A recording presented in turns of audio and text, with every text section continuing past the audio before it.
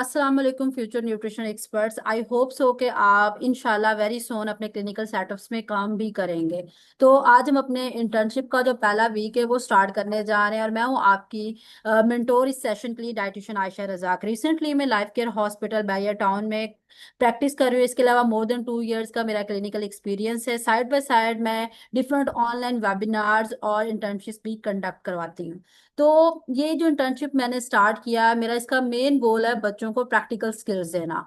और ये golden chance है ऐसे स्टूडेंट्स के लिए जो थ्योरी से निकलकर हॉस्पिटल प्रैक्टिस को एक्सप्लोर करना चाहते हैं कि किस तरह से आप अपनी इस नॉलेज को क्लिनिकल सेटअप्स में यूज कर सकते हैं। सो वीक वन का जो हमारा मेन गोल है, जो वीक वन में हम लर्न करेंगे, वो है जी, हमने देखना है इसके कि क्लिनिकल फाउंडेशन और न्यूट्रिशनल असेसमेंट के बारे में कि एक डाइट प्लान को डिजाइन करने के लिए उसके मेन क्या पिलर्स होते हैं या कौन कौन सी चीजें हमें रिक्वायर होती हैं, कौन सी कैलकुलेशंस आपको आनी चाहिए जब आप एक डाइट प्लान को डिजाइन करते हैं। तो इन सारी चीजों को हमने देखना है। और ओवरऑल वीक वन में हम देखेंगे कि एक जो डाइटिशियन है उसका हॉस्पिटल, ओपीडी और आईसीयू में क्या रोल होता है, किस तरह से आपको एक पेशेंट से उसकी डाइटरी हिस्ट्री लेनी चाहिए और डाइटरी हिस्ट्री लेते हुए आपको कौन से टूल्स यूज करने चाहिए और उन टूल्स को किस तरह से यूज किया जाता है।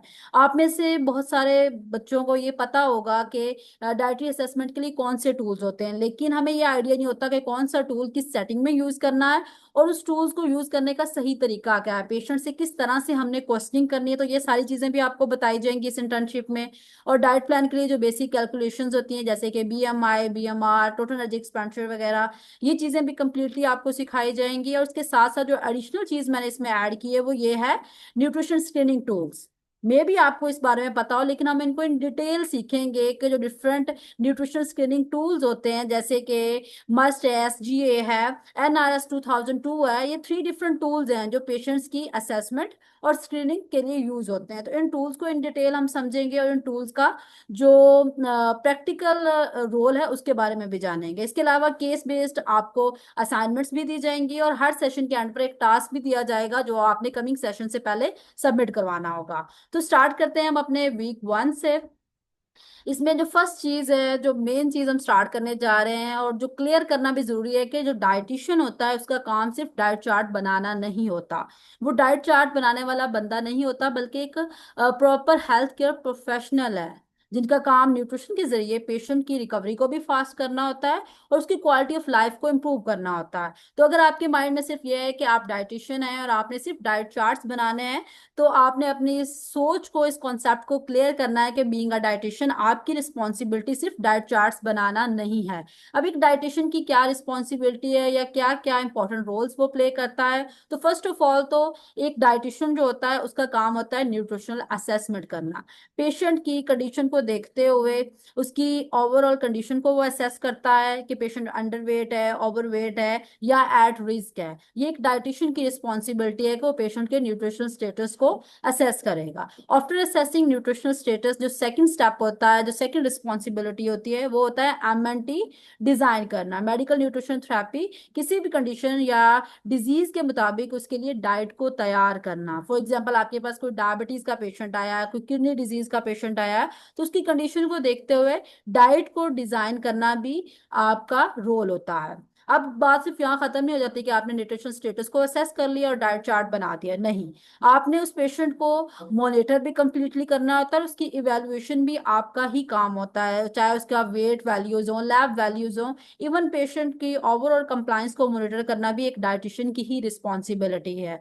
तो बीइंग अ डाइटिशियन आपको अपना रोल समझने की जरूरत है कि आपने क्या क्या करना होता है। इसके अलावा एक डाइटिशियन जो है वो इंटरडिसिप्लिनरी कोऑर्डिनेशन में काम कर रहा होता है, different other doctors, nurses, staff के साथ मिलकर वो काम करता है पेशेंट की कंडीशन को बेहतर बनाने के लिए। फॉर एग्जाम्पल आपके पास एक सीवियर केस डायबिटीज का पेशेंट आया है, तो आप उसको सिर्फ डाइट से ठीक नहीं कर सकते। समटाइम्स बहुत सारी कंडीशंस ऐसी होती है जहाँ पर मेडिसिन और डाइट दोनों चीजों ने साइड बाय साइड चलना होता है। तो उन केसेस में आपने बाकी जो स्टाफ होता है उनके साथ इंटरडिसिप्लिनरी कोऑर्डिनेशन करनी होती है कि इस पेशेंट को क्या कंडीशन है, क्या उसका स्टेटस असेस हो रहा है। तो सारी चीजों को साइड बाय साइड देखना होता है। होता है। और सबसे इंपॉर्टेंट और लास्ट चीज, जो पेशेंट और फैमिली की काउंसलिंग है, वो भी एक डाइटिशियन की रिस्पॉन्सिबिलिटी होती है कि उसको डाइट, लाइफस्टाइल और डिफरेंट चीजों के बारे में समझाना होता है कंप्लीटली, कि उसको कंप्लीट पता लगे कि उसने करना क्या है अपने स्टेटस को इम्प्रूव करने के लिए। सो बीइंग अ डाइटिशियन, आपकी ये डिफरेंट रिस्पॉन्सिबिलिटीज हैं। आपका काम सिर्फ डाइट चार्ट या डाइट प्लान्स बनाकर देने पर खत्म नहीं हो जाता। इसके अलावा अब आप कौन सी सेटिंग्स में काम कर सकते हैं? अगर आप एक क्लिनिकल सेटअप में काम करना चाहते हैं तो आपको ये क्लियर होना चाहिए कि आपने सिर्फ अपने ऑफिस में बैठ के या जस्ट एक प्राइवेट क्लिनिक में बैठकर काम नहीं कर सकते। आप डिफरेंट सेटिंग्स में काम कर सकते हैं, आप आईपीडी में काम कर सकते हैं, आप ओपीडी में काम कर सकते हैं, आप आईसीयू और वार्ड राउंड्स में काम कर सकते हैं। और हर जगह पर आपकी जरूरत होती है, जैसे कि बाकी डॉक्टर्स की, एमबीबीएस डॉक्टर्स की जरूरत होती है, उसी तरह एक डाइटिशियन की नीड भी हर डिपार्टमेंट में होती है। अगर हम आईपीडी की बात करें, जहाँ पर पेशेंट्स एडमिट हुए हैं अपनी सर्जरी के लिए, अपने मॉल न्यूट्रिशन का जो स्टेटस है उसको इम्प्रूव करने के लिए, या किसी और सीवियर डिजीज से सफर कर रहे हैं, तो उस केस में भी आप वर्क कर सकते हैं, क्योंकि सर्जरी के बाद जो डाइट होती है वो थोड़ी सी डिफरेंट होती है नॉर्मल डाइट से। और उसको एक डाइटिशियन ही डिजाइन कर सकता है प्रॉपरली, के किस कंडीशन के अकॉर्डिंग कौन सी डाइट बेहतर जाएगी। उसके अलावा अगर हम ओपीडीज की बात करें, जहाँ पर रेगुलर चेकअप के लिए पेशेंट्स आते हैं, डिफरेंट डिजीजेस के साथ आते हैं, चाहे वो डायबिटीज हो, थायराइड डिसऑर्डर्स हो, पीसीओएस हो, या इवन वेट का ज्यादा होना, तो इन सारी कंडीशंस के लिए भी आप काम कर सकते हैं। आपका ही रिस्पॉन्सिबिलिटी है कि आप उनको हर कंडीशन के अकॉर्डिंगली सेपरेटली डाइट बताएं। इसके अलावा अगर आईसीयू की बात करें तो वहां पर भी डाइटिशियन का रोल होता है। आपने इंटेरल और पेरेंटेरल फीडिंग के बारे में सुना होगा, तो उसको भी प्रॉपरली सेट, उसका जो प्लान है वो सारी चीजें एक डाइटिशियन ही करता है। तो आप क्रिटिकली इल जो पेशेंट्स हैं उनके लिए भी वर्क कर सकते हैं। तो ये डिफरेंट स्पेसिस हैं जहाँ पर आप काम कर सकते हैं अपने एक प्राइवेट क्लिनिकल सेटअप के अलावा। आप किसी भी हॉस्पिटल में इन सारे सेटिंग्स में काम कर सकते हैं जहाँ जहाँ आपको अपॉर्चुनिटी मिलती है और हर जगह पर आपकी रिक्वायरमेंट होती है। अब नेक्स्ट चीज, अब रियल लाइफ एग्जांपल को एक समझते हैं हम इस चीज को, कि आपके पास एक डायबिटीज का पेशेंट आया है। जो सारी चीजें हमने अभी डिस्कस की हैं कि डाइटिशियन ये भी करता है, ये भी करता है, ये भी करता है, तो फॉर एग्जांपल आपके पास एक डायबिटीज का पेशेंट आया है, उसका शुगर लेवल्स भी कंट्रोल नहीं हो रहे, उसके जो वाउंड्स हैं वो भी हील नहीं हो रहे। तो अब आपने उस डायबिटीज के पेशेंट के साथ क्या करना है? आप सबसे पहले तो उसके न्यूट्रिशनल स्टेटस को असेस करेंगे कि भाई इसका स्टेटस क्या है, इसकी बॉडी में किस चीज की नीड है। उसके अकॉर्डिंगली फिर आप उसकी कैलोरीज और प्रोटीन नीड्स को असेस कर लेंगे उसकी बेस पर। देन आपने मॉनिटर करना है कि जो आप उसको डाइट दे रहे हैं, तैयार कर रहे हैं, वो किस तरह से वर्क करेगी। उसके लिए आप उसको माइक्रोन्यूट्रिएंट सपोर्ट भी उसके लिए डिजाइन करके देंगे, उसके लिए मैक्रोन्यूट्रिएंट सपोर्ट्स भी डिजाइन करेंगे, और एक ऐसी एमएनटी तैयार करेंगे जो हीलिंग भी करवाए और उनके शुगर लेवल्स को भी कंट्रोल में रखे। क्योंकि अगर डायबिटीज का पेशेंट आया है तो हम सिर्फ उसके शुगर लेवल को नहीं देखेंगे, हम साइड बाय साइड जो कॉम्प्लिकेशंस होती हैं उनको भी देखेंगे कि कौन सी कॉम्प्लिकेशन है, तो उस कॉम्प्लिकेशन को हम कैसे डाइट से कवर कर सकते हैं। फॉर एग्जाम्पल, अगर बॉडी में इन्फ्लेमेशन हो रही है तो उसके लिए एंटी इन्फ्लेमेटरी डाइट जाएगी। अगर शुगर लेवल्स कंट्रोल नहीं हो रहे तो उसके लिए हम लो ग्लाइसेमिक इंडेक्स डाइट की तरफ जाएंगे। तो कंडीशन के अकॉर्डिंगली हम चीजों को डाइट प्लान्स में ऐड करते हैं। तो ये चीज आपको क्लियर होनी चाहिए कि अगर आपके पास एक पेशेंट आ रहा है तो उसको सिर्फ एक प्रॉब्लम नहीं होता, वो मल्टीपल प्रॉब्लम्स के साथ आ रहा होता है, और आपने उन मल्टीपल प्रॉब्लम्स को देखना होता है। नेक्स्ट, अब आप अगर क्लिनिकल सेटअप्स में काम करना चाहते हैं, आप डाइटिशियन के तौर पर काम करना चाहते हैं, तो आप में कौन कौन सी स्किल्स होनी चाहिए क्लिनिकल डाइटिशियन के तौर पर काम करने से पहले? सबसे पहले तो आपको क्लिनिकल रीजनिंग आनी चाहिए, कि आपके पास कोई पेशेंट आया है तो आप केस को अच्छे से स्टडी कर सकें। आपको डॉक्यूमेंटेशन आनी चाहिए कि किस तरह से आपने उस केस को देखना है, उसको डॉक्यूमेंट करना है, केस को किस तरह से इंटरप्रेट करना है। इसके अलावा अच्छे से आपको कम्युनिकेट करना आना चाहिए। और इसके साथ साथ आप में इतनी एविडेंस बेस्ड नॉलेज होनी चाहिए कि आप उस नॉलेज को सही वे में यूज कर सकें पेशेंट की हेल्थ को बेहतर बनाने के लिए। तो ये सारी स्किल्स आप में होनी चाहिए अगर आप क्लिनिकल सेटअप में काम करना चाहते हैं। आप सिर्फ पेशेंट पर काम नहीं कर रहे होते, आप एक पेशेंट के साथ काम कर रहे होते हैं, और जब आप में ये सारी स्किल्स होंगी देन ही आप उसके लिए अच्छे से काम कर पाएंगे और उसकी कंडीशन के अकॉर्डिंग उसको डाइट प्लान डिजाइन करके देने के काबिल होंगे। अब बात करते हैं सेकंड पार्ट की, जो हमारे आज के सेशन का है, डाइटरी हिस्ट्री। डाइटरी हिस्ट्री लेना क्यों मैटर करता है, या डाइटरी हिस्ट्री पर इतना क्यों फोकस है, क्या इसकी इंपॉर्टेंस है, इसको देखते हैं। तो ये एक बेसिक और मोस्ट इंपॉर्टेंट स्किल है जो हर किसी को आइडिया नहीं होता कि डाइटरी हिस्ट्री किस तरह से लेनी चाहिए। आप किसी भी डाइट प्लान से पहले पेशेंट का जो करंट लाइफ स्टाइल है, उसे समझेंगे, वो आपको डाइटरी हिस्ट्री उसमें हेल्प आउट करेगी, उनकी क्या ईटिंग हैबिट्स हैं, क्या चॉइसेस हैं, क्या मेडिकल या कल्चरल प्रेफरेंसेस हैं। ये सारी चीजें आपको डाइटरी हिस्ट्री ही बताती है। अगर आपको डाइटरी हिस्ट्री सही से लेनी नहीं आती तो आप इन सारी चीजों को नहीं समझ पाएंगे। इसलिए आपको डाइटरी हिस्ट्री जो है वो सही से लेना आनी चाहिए। सेकंड चीज, डाइटरी हिस्ट्री लेना क्यों जरूरी है, क्यों मैटर करता है, इससे हमें किस चीज का आइडिया होता है। तो डाइटरी हिस्ट्री जब हम लेते हैं सही वे से तो उससे हमें कैलोरीज या जो न्यूट्रिएंट गैप्स हैं वो समझने में मदद मिलती है कि पेशेंट का जो न्यूट्रिशन स्टेटस है वो कैसा है, उसकी कैलोरीज इनटेक कैसा है, उसमें कौन कौन से न्यूट्रिएंट्स की डेफिशिएंसीज हो सकती हैं। ये सारी चीजें हमें उससे आइडिया हो जाता है। उसके अलावा पेशेंट का जो इमोशनल या डिसऑर्डर्ड ईटिंग है वो हम उससे डिटेक्ट कर पाते हैं कि पेशेंट को आया कि कोई ईटिंग डिसऑर्डर तो नहीं है, कोई इमोशनल इशू तो नहीं है ईटिंग के रिलेटेड। तो ये सारी चीजें हमें डाइटरी हिस्ट्री के दौरान ही आइडिया हो जाती हैं। इसके अलावा जो उसकी हैबिट बेस्ड काउंसलिंग है उसकी बेस भी डाइटरी हिस्ट्री से ही बनती है। पेशेंट का ट्रस्ट भी ड्यूरिंग डाइटरी हिस्ट्री ही बिल्ड हो जाता है आप पे। वो आपको सही तरह से चीजें कन्वे करना स्टार्ट कर देता है। आपके वे पे ये डिपेंड करता है कि आप किस तरह से उससे डाइटरी हिस्ट्री ले रहे हैं। और एक्यूरेट जो न्यूट्रिशनल डायग्नोसिस है समटाइम्स वो भी डाइटरी हिस्ट्री से ही पॉसिबल होता है। तो डाइटरी हिस्ट्री इसलिए मैटर करती है कि बहुत सारी चीजें हमें क्लियर कर देती है। अब डाइटरी हिस्ट्री जब आपने लेनी है तो आपको पेशेंट से क्या चीजें पूछनी चाहिए, कैसी इंफॉर्मेशन गैदर करनी चाहिए। तो सबसे मेन चीज उसका मील पैटर्न कैसा है, फ्रिक्वेंसी कैसी है, ये आपने उससे पूछनी। किस तरह से पूछेंगे कि आप दिन में कितनी दफा खाना खाते हैं। अब इससे हमें उसकी फ्रिक्वेंसी का भी आइडिया हो जाएगा, उसका मील पैटर्न भी पता लग जाएगा कि उसका मील पैटर्न ठीक है या नहीं है, या दिन में वो कितनी दफा खा रहा है, किस तरह से खा रहा है। सेकंड, टाइमिंग, टाइमिंग बहुत मैटर करती है कि कहीं वो मील तो स्किप नहीं करते, लेट नाइट खाना तो नहीं खा रहे हैं। तो टाइमिंग भी हम उससे पूछेंगे जो इन्फॉर्मेशन हमने गैदर करनी है। पोर्शन साइज का जरूर पूछना है कि उसका पोर्शन साइज क्या है, किस तरह से वो खा रहा है। वो कॉमन मेजर्स में हमने उससे पूछना है उसकी लैंग्वेज में कि आप ये चीज इतनी ले रहे हैं या इतनी ले रहे हैं। सेकंड, उसकी जो एलर्जीज हैं, प्रेफरेंसेस हैं, लाइकनेस डिसलाइकनेस, कोई रिस्ट्रिक्शंस तो नहीं है, कोई कल्चरल प्रेफरेंसेस तो नहीं है। ये इन्फॉर्मेशन भी आपने ड्यूरिंग डाइटरी हिस्ट्री गैदर कर लेनी है। क्योंकि जब हम डाइट प्लान बनाते हैं तो समटाइम्स हमने डाइट में कोई ऐसी चीज रिकमेंड कर देते हैं जिससे पेशेंट को एलर्जी होती है, और उसकी जो कंडीशन है वो ठीक होने की बजाय किसी और प्रॉब्लम की तरफ वो चला जाता है उस एलर्जिक फूड को खाने के बाद। तो ड्यूरिंग डाइटरी हिस्ट्री एलर्जीज के बारे में पूछना भी बहुत ज्यादा जरूरी होता है। उसके अलावा फ्लूइड्स का इंटेक, उसमें आपका वाटर, चाय, कोल्ड ड्रिंक सारी चीजें आएंगी कि उनका यूज कैसा है, कुकिंग मेथड्स कैसे हैं, वो फ्राइंग, बॉइलिंग या ग्रिलिंग यूज करते हैं, और कॉमनली कौन सा मेथड्स उनके घरों में यूज होता है। इसके साथ साथ आउटसाइड फूड हैबिट्स जो हैं, ये जो खाना है वो रेस्टोरेंट, बेकरी या बाहर से कितना आता है, प्रोसेस्ड फूड्स का इस्तेमाल कितना है।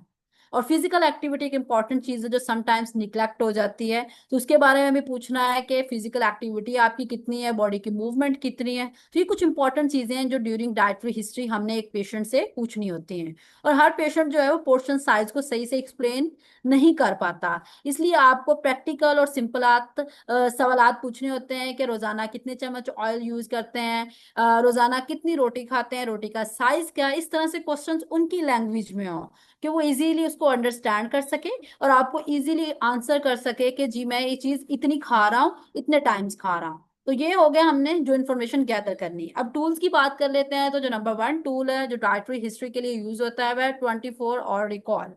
अब आप सब लोग इस टूल के बारे में जानते होंगे, लेकिन मे भी हो सकता है कि आप में से कुछ को ये ना पता हो कि इस टूल को यूज कैसे करते हैं और किस सेटिंग में हम इस टूल को यूज कर सकते हैं।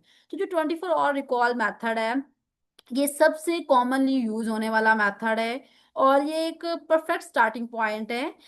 जो अपना क्लिनिकल सेटिंग में स्टार्ट करें उनको इस टूल का पहले से पता होना जरूरी है। अब इस टूल को कैसे यूज करते हैं, तो पेशेंट से आपने कामली पूछना होता है कि कल आपने सुबह से लेकर आज तक या रात तक क्या कुछ खाया है। मतलब आपने 24 आवर का पूछना होता है ना क्या खाया। तो एक सिंपल सवाल पूछने का तरीका है कि आपने कल से सुबह से रात तक क्या खाया, 24 घंटों में क्या खाया है। और उसको ना सिर्फ हमने क्या खाना पे रहना है, उसको प्रॉपर पोर्शन, उसकी टाइमिंग, हर चीज हमने इसमें पूछनी होती है। इवन वाटर, टी, शुगर और ऑयल का यूज भी। कि कौन सी चीज कितनी यूज हुई है। वो 24 आवर रिकॉल मेथड थोड़ा सा इजी मेथड भी है, और बहुत सारे लोगों को ये चीजें 24 आवर्स के लिए तो याद रह जाती हैं। और इसमें अब क्या क्या चीज हम पूछेंगे, हम इसमें नाश्ते का पूछेंगे कि क्या खाया था, किस वक्त खाया था। लंच का पूछेंगे, सेम इसी तरह से उसकी क्वांटिटी, कौन सी डिश टाइप थी, ये भी जरूर पूछना है, क्योंकि डिश टाइप भी बहुत मैटर करती है। और डिनर किस टाइम लिया, उसकी टाइमिंग क्या थी, आपने जो मेन मील था उसके साथ कोई साइड पे चीज तो नहीं ली, स्नैक्स अगर लिए हैं तो आपने क्या खाया था उसमें, आपने कोई बाहर की चीज खाई थी या कोई हेल्दी ऑप्शन लिया था। बेवरेजेस की बात करें तो उसमें आप चाय, कॉफी, कोला, हर चीज का पूछेंगे। वाटर इनटेक का अगर बात करें तो उसमें आप ये पूछेंगे कि आपने कितने गिलास पानी लिया, आपके ग्लास का साइज क्या है। तो ये सारी चीजें 24 आवर रिकॉल में आएंगी, क्योंकि बात सिर्फ यहाँ खत्म नहीं होती कि हमने 24 घंटे में क्या खाया क्या नहीं खाया। हर चीज अक्यूरेट हमें पता होनी चाहिए कि क्या खाया था, कितना खाया था, किस टाइम खाया था, उसकी क्या फ्रिक्वेंसी थी, वाटर इनटेक अगर है तो कितने ग्लास था। सारी चीजें हम पूछेंगे उसमें प्रॉपरली। सो 24 रिकॉल मेथड की अगर हम बात करें तो इसके बेनिफिट्स भी हैं, इसके कुछ डिसएडवांटेजेस भी हैं। बेनिफिट्स की बात करें तो ये एक सिंपल और टाइम एफिशिएंट मेथड है कि इजीली आप ये असेस कर सकते हैं। 24 रिकॉल जो है वो इजीली पेशेंट की ले सकते हैं, हर पेशेंट इजीली इसको याद भी कर सकता है, और मील पैटर्न समझने में भी हमें मदद मिलती है। जी बेटा।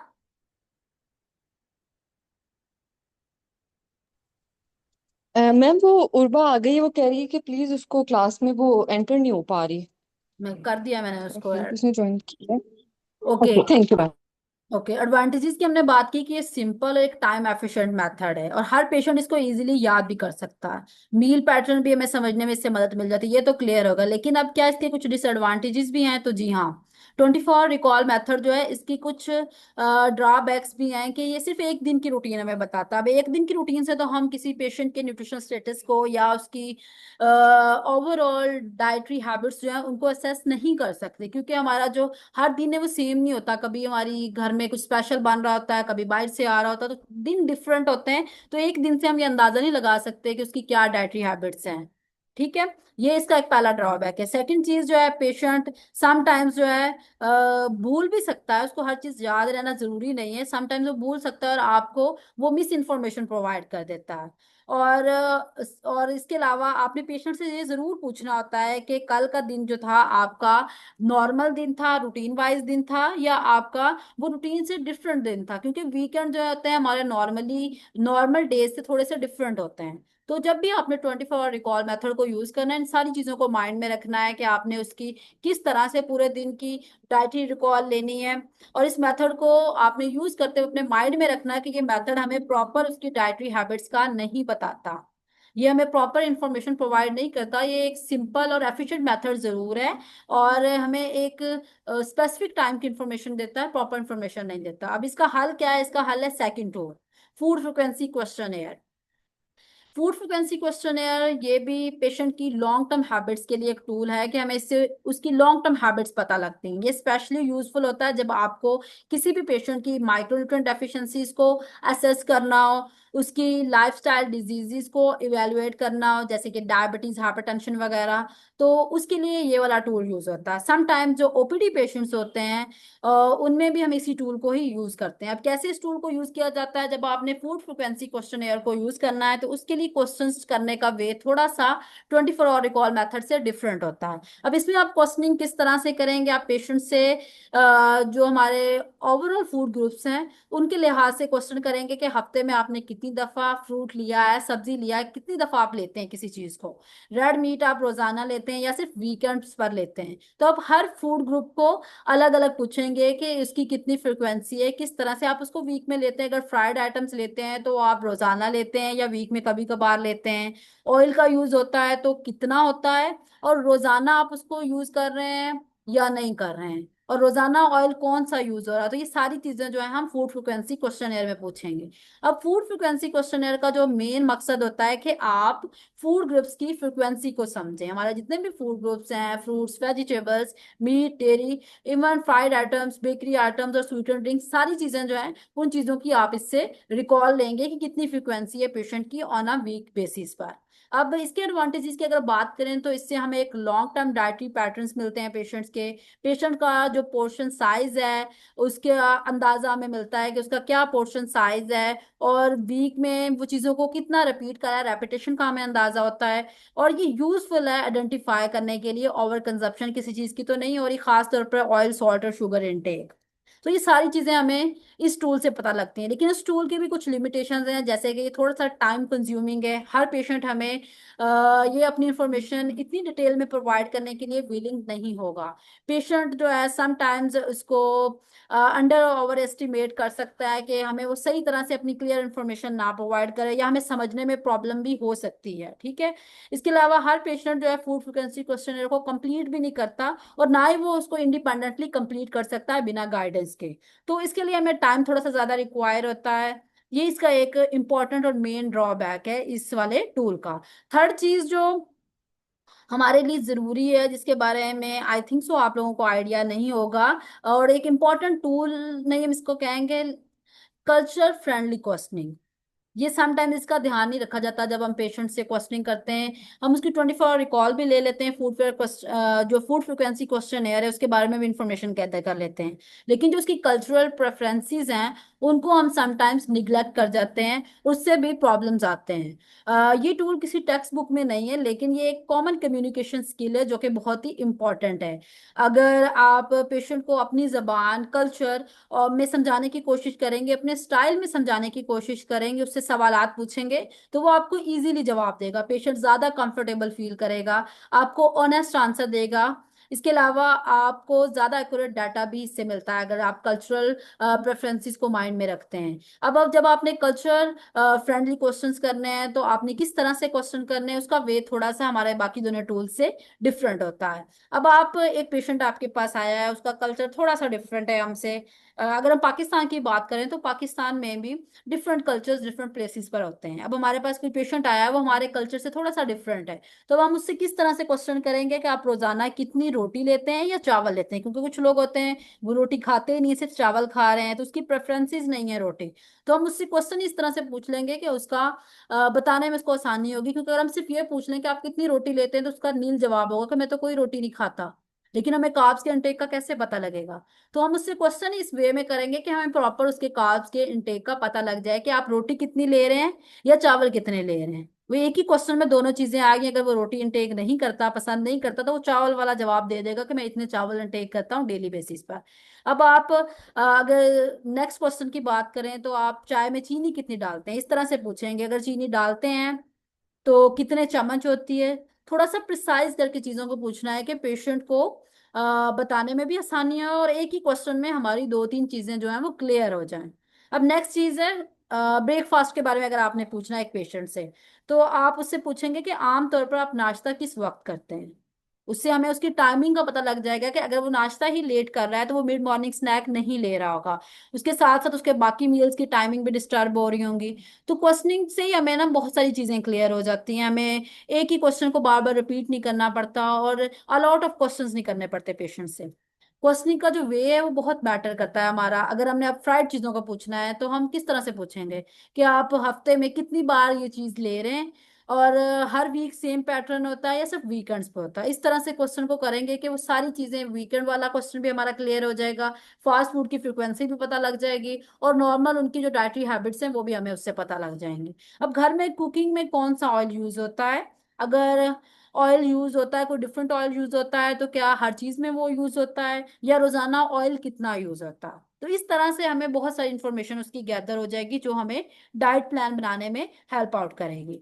अब इस मेथड के अगर हम एडवांटेजेस की बात करें तो ये हमारा जो कल्चरल प्रेफरेंसेस वाला मेथड है, ये थोड़ा सा ट्रस्ट बिल्ड करता है पेशेंट और डाइटिशियन के दरमियान। जो हमारा लैंग्वेज बैरियर है वो इससे बहुत हद तक कम हो जाता है, और लोकल कॉन्टेक्स्ट में हमें उसको समझाने में भी मदद मिलती है। तो अगर आप पेशेंट को पोर्शन साइज समझाना चाह रहे हैं, उसको नहीं समझ आ रहा है इजी से, तो उसके लिए आप डिफरेंट चीजें यूज कर सकते हैं, डिफरेंट मेजर्स यूज कर सकते हैं। जो हमारे कॉमन घरों में चीजें होती हैं, आपने उन चीजों के जरिए पेशेंट को समझाना है कि भाई आपका ये पोर्शन है तो आपने इस पोर्शन को इतना इस तरह से लेना है, क्योंकि समटाइम्स पेशेंट्स को सर्विंग साइज या पोर्शन साइज का पता नहीं होता। तो आपने उन चीजों को बताना जिन चीजों से वो फेमिलियर हैं, कि फॉर एग्जाम्पल अगर हम मीट का बता रहे हैं तो हम अपने पाम साइज से बताएंगे कि आपने इतना मीट लेना है, इतना चिकन लेना है। हम अगर किसी ऑयल वगैरह का बता रहे हैं तो हम घर वाला जो टेबल स्पून है उससे बताएंगे कि ये इतने चम्मच, ये इतने चम्मच। तो इस तरह से उन चीजों के जरिए उनको गाइड करना है कि जिन चीजों का उनको ऑलरेडी पता हो, उन चीजों के बारे में वो फेमिलियर हो। नेक्स्ट, आज का जो इस सेशन है इसमें हमने सिर्फ बेसिक चीजों को देखा है। आज मैंने कोई एडवांस चीज आपको नहीं बताई, सिंपल डाइटिशियन के रोल के बारे में बात की है कि एक डाइटिशियन कहाँ कहाँ काम कर सकता है, डाइटरी हिस्ट्री लेना क्यों जरूरी है, और डाइटरी हिस्ट्री के लिए कौन कौन से टूल्स यूज होते हैं, और इसके अलावा आप प्रैक्टिकल और रिस्पेक्टफुल क्वेश्चनिंग जो है वो किस तरह से कर सकते हैं। अब इस सेशन के बाद आपके लिए एक टास्क है जो आप लोगों ने परफॉर्म करना है।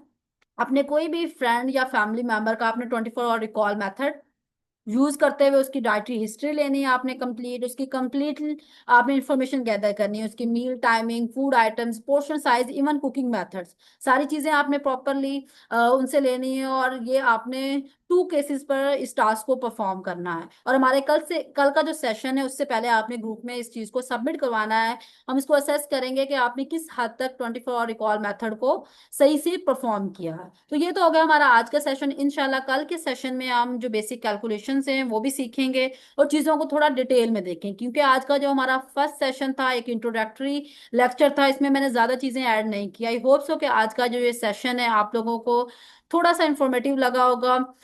काफ़ी न्यू चीज़ें भी लर्न करने को मिली होंगी। और अगर आपका कोई क्वेश्चन है तो आप अभी मुझसे पूछ सकते हैं मीटिंग एंड होने से पहले पहले।